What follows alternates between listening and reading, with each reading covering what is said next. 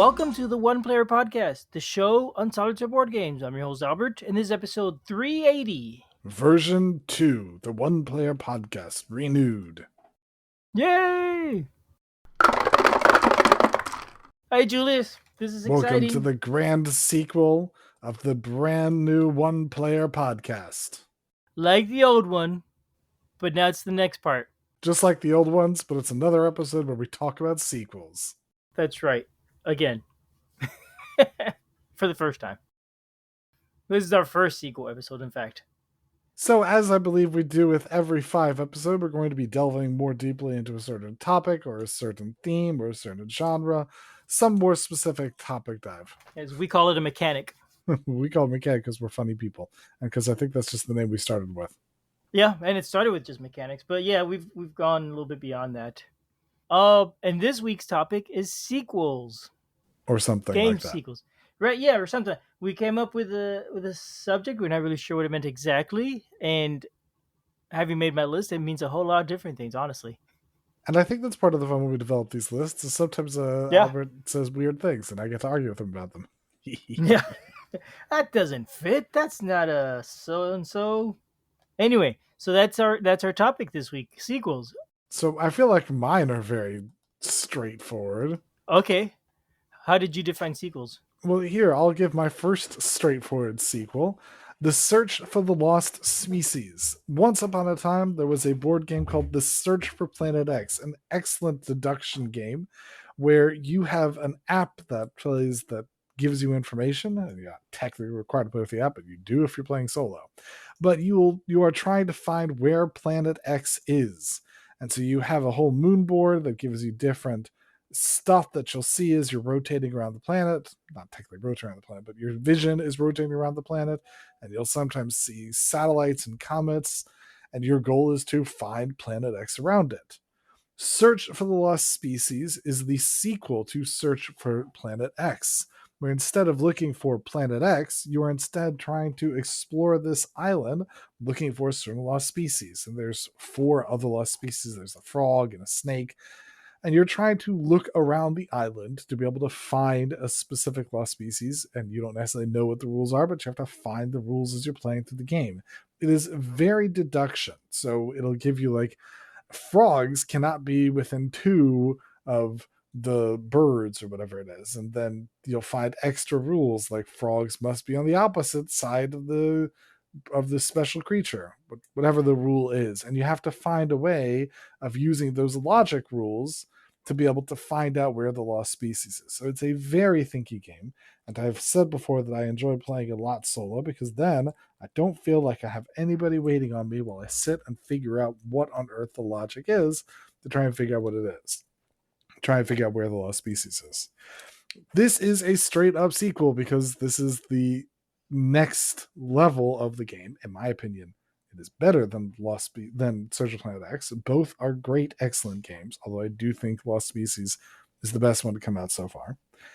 And it's just straight up a sequel. It's very simple, very clear, very plain. You had one, and then there was a sequel which redid the same type of idea and made the next version.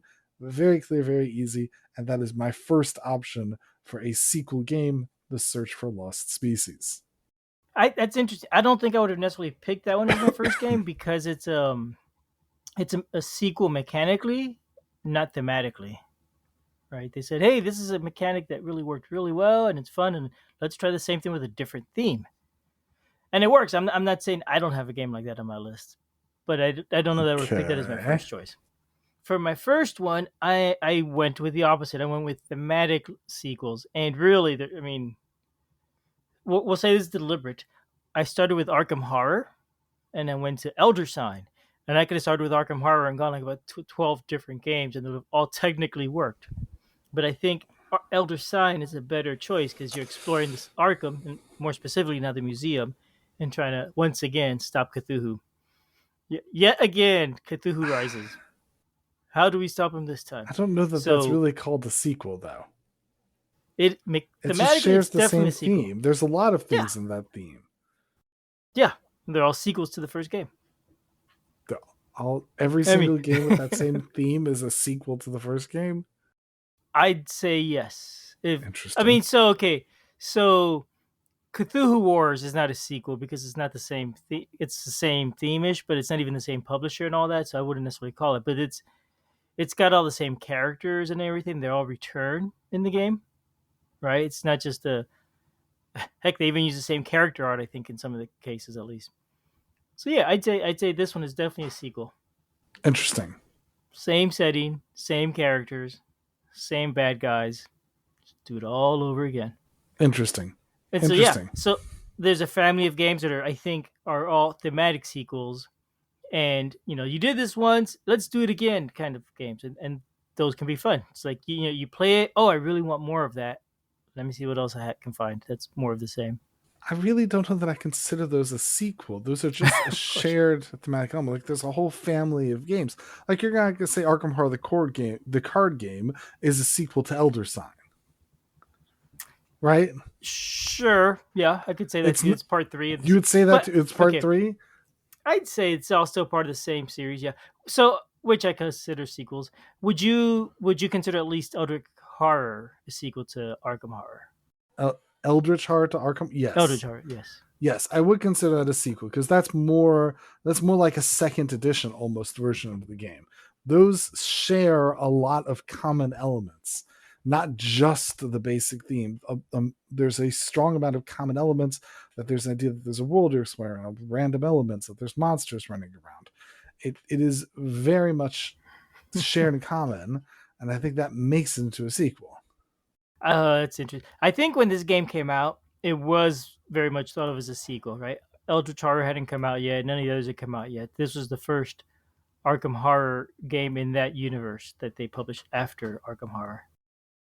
So I don't know. Anyway, I maybe don't remember that long ago, Albert. oh yeah, yeah. That's your memory Not starts to fail as not you get old older. I enough, understand. not old Yeah. enough to remember Oh, that. I remember getting this game. As a matter of fact, I was at a game day con. My game store used to have every 3 or 4 times a year a small con at a nearby hotel because when Magic pre-releases came out, they had so many people coming they couldn't do it at the store. It was a much smaller store at the time, so they would rent a hotel out, and since they had the hotel for the whole weekend, they would have a game con.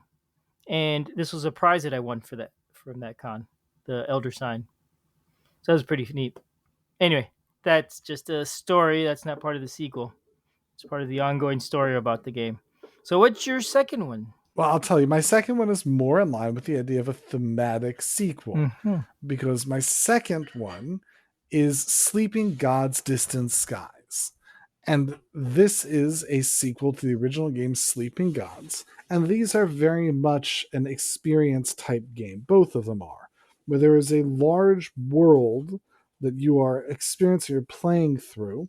And your goal in Distant Skies is that you're on a plane and you've been abandoned in this world, the portal's closed, and your job is to run around and find enough relics to be able to consolidate power to safely reopen the world and get back to the other side. And in the original Sleeping Gods, you had a similar type idea where you were trying to run around and interact enough to be able to safely leave. But on that one, you were on a boat instead of a plane. A lot of the mechanics were upgraded in Distant Skies, but a lot of the mechanics stayed the same. So the action system got revamped in Distant Skies. The combat deck got changed, so you have a special combat deck that you're building up. So there's additional elements that you're hunting for to be able to have combat be a bit different. The story elements are similar though, so you feel like you're still in the same world. You still feel like you're doing the same thing, but it's very much like the next level story of the game. It's like the next release in the same exact world with the same. It's coming from the same. It feels like it's coming from the same design. I mean, it is literally coming from the same design team, but it feels very much like a sequel because it shares so many elements, and it feels like those elements have just been enhanced and brought to the next level. So it is a game Mm-hmm. that I continue to enjoy. My daughter and I have played through it a couple times. Each version, each time you play through the game, it's like 8 hours playing through it. So it fills our table for weeks as we play Okay. through the whole experience. And it's been really fun and enjoyable to do so. I don't think I've played through the original one. I have not played through the original Sleeping Gods with her. We played through I've played it through with other people on their copies. But Sleeping Gods Distant Sky is the sequel to Sleeping Gods, and if you're in the mood for a long thematic experience, I highly recommend it. Okay, I don't know much about that game. So that's a standalone game. It's an expansion to the It is a original. standalone sequel. It's in fact called a standalone sequel Okay, set in the world of Sleeping Gods. so it's official. Now there's also a Primeval Peril that's standalone. I saw that at my game store today in the consignment shelf, and I was wondering if I should pick that up. Primeval Peril is a smaller version of the same type of game. It is a experience and write game, so you do have to do some writing as you do that, and the writing Ah, helps okay. take place of some of the larger mechanics that involve cards and things.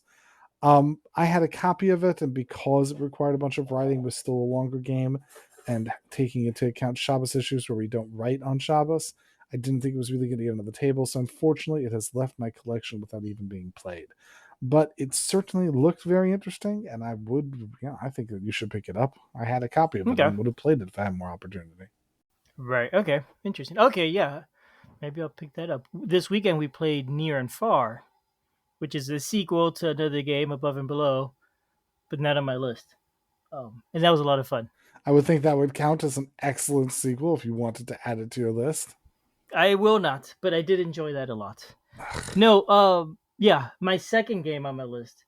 Actually, so this is, I think it counts, but I'm sort of cheating. It's two sequels. Uwe Rosenberg came up with a bunch of trilogies, right? And the Harvest trilogy is the one I'm thinking, right? Where he came up with Agricola and Le Havre and At the Gates of Loyang, and they're all considered a. It's considered a trilogy. It's called a trilogy.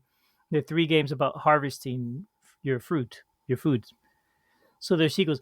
I haven't played Le Havre, and that one, Really? yeah, it's never come up. I've never actually even seen a copy. I think not open. I think I've seen the box years ago, but that one is it feels thematically very different because it's so modern. But then again, all three are very very different time periods, and it's probably nonsense on my part, just never having played it. So yeah, so that's similar to your first game where it was just not thematically, mechanically similar, I guess. They came up with a mechanic and they said, "Hey, we're going to do more of this." Now, then again, these are really actually more different, right? I said I've only played two. They're very different from each other. You are They're very harvesting different. resources in both, but in very different ways. Yeah, I think that the only connection between them is just that it is harvesting farming type Yeah, games. one mechanic. It's a mechanical trilogy, but they called it a trilogy. So I'll go. And I don't know if that's something official or if that was just something that came up later or a marketing scheme or what. I don't know. Like Yeah. I don't know if Uwe Rosenberg thought of it that way when he came up with these games. But I mean, there have been many trilogies of his that have come out since. For example, there's the Pentaminal ones. I forget what that trilogy is called. They had what was it?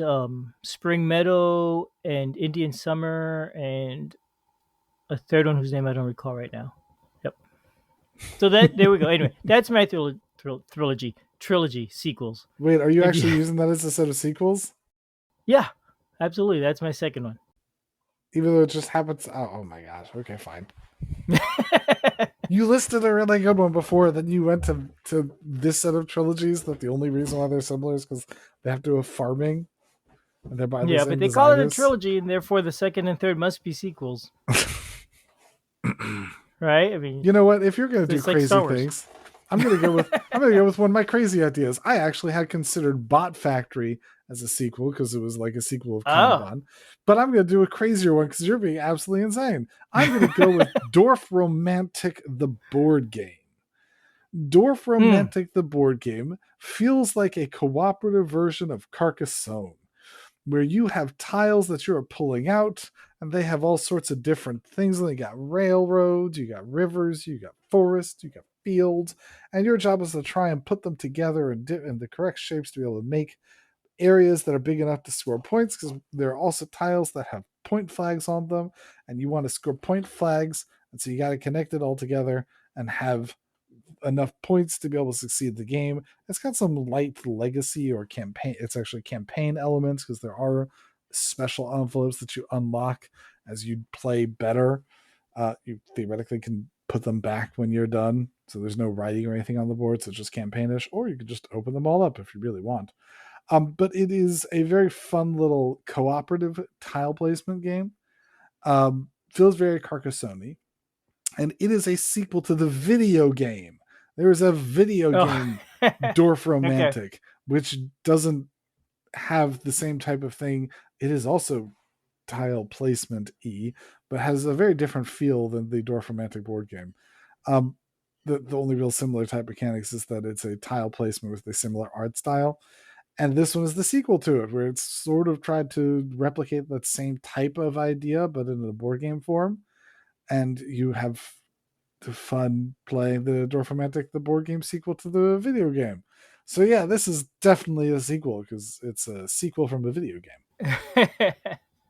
It's a I thought you were going to tell me it was a sequel to Carcassonne at first. And I was like, it's not the same publisher. It's not the same designer. It's not the same game at all. No, I'm going with that's the sequel from the video game. Okay. So that's not too crazy. I don't know if I would consider Oh, that a that's sequel not. personally. I don't really know that I Um, consider sequel either. I actually was going to you, comment. I was leaving this to comment that if you're going to make random things as a sequel, I'm going to consider it that. In reality, I was going to pick for my third one. I was going to pick Castellion because it is the sequel in the Oniverse series to Onirim. oh, Even though that's a good one. technically Yeah. Sylveon is, but I didn't really enjoy Sylveon, so I don't want to add it to my list. But I really did enjoy Castellion.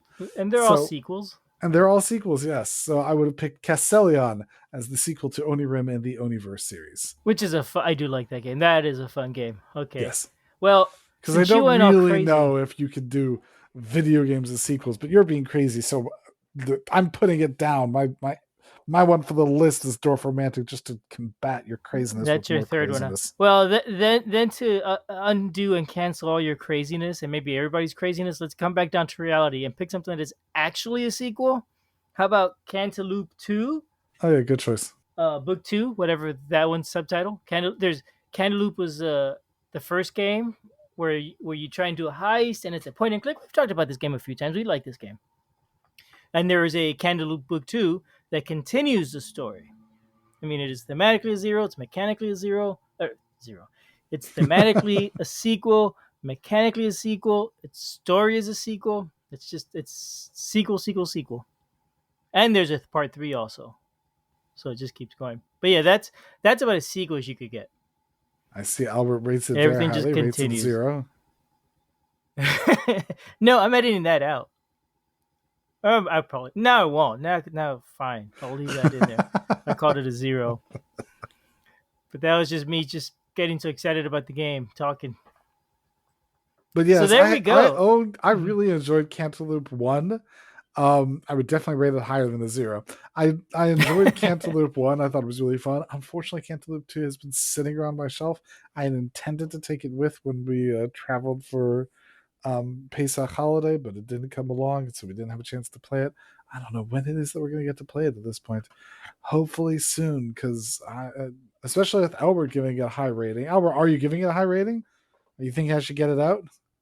I haven't played it yet either. Oh well, then Like this you, is a silly I pulled it conversation. out. I set it up. I started reading through the introduction to it, and then I may have started the first page, but just I don't know. Life got in the way, and I haven't gone back to it. Well, we need to actually play it then. Yeah, yeah. Both of us You do. know, and I remember enjoying the first one, but not wanting to do the second one after, feeling like I think I have enough of this mechanic. But then I got it anyway, so yeah, should play it definitely. Well, there you go. So I mean, do you have any honorable mentions, Julius? So you're saying you want a sequel? You want the sequel to my first 3 list? Yes, I want the sequel to your first 3. Thank you, because I will give you mine afterwards. No, I mean I kind of included what was my after discussions already, so Ah, I threw the sequel in there with the original set. okay. Well, I'm gonna just mention these.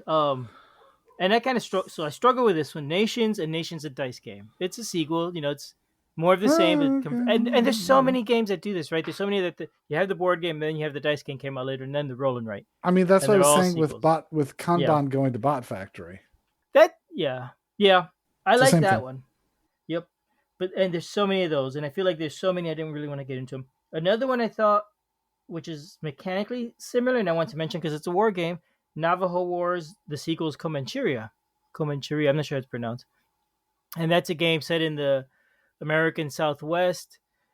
Um, I think before it was part of America. Yeah, I don't remember exactly now the time frame. It must have been.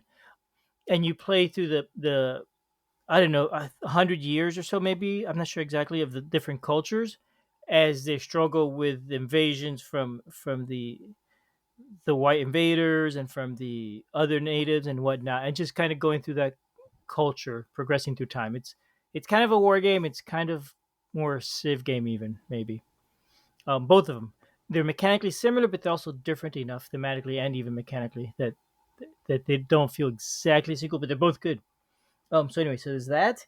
Cantaloop I mentioned. Something that's a little different. How about an RPG? Just the second time you pick it up, it's a sequel. You're continuing your story, right? That's a stretch. Ironsworn. It's maybe Ironsworn is again the one I come back to all the time. That's a great game because you're gonna play it and you're gonna keep continuing your story I'm each glad we're session. not including games that are high replayability as games that are sequels. That's really a Oh, stretch.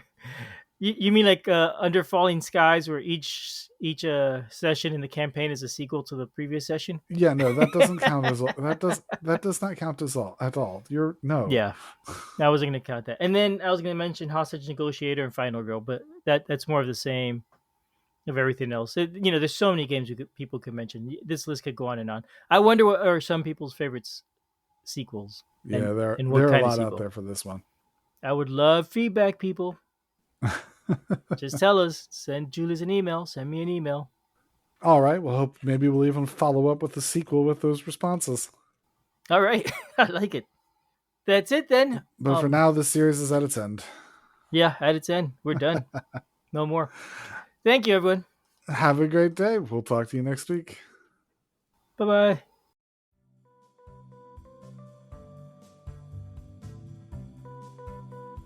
Thanks for listening. We love feedback, so we love hearing from you. You can reach me at julius@oneplayerpodcast.com or JLBird on BGG, and Albert can be reached at albert@oneplayerpodcast.com or Fractalute on BGG. Our website is oneplayerpodcast.com with the number 1, and we're also on Twitter at oneplayerpodcast. The intro music is copyright Angus, can be found at jamendo.com. The transition music is copyright by Dan Elduce Pancaldi, whose page is at donpancaldi.com. The One Player Podcast is protected under a Creative Commons share-alike license. Thanks for listening.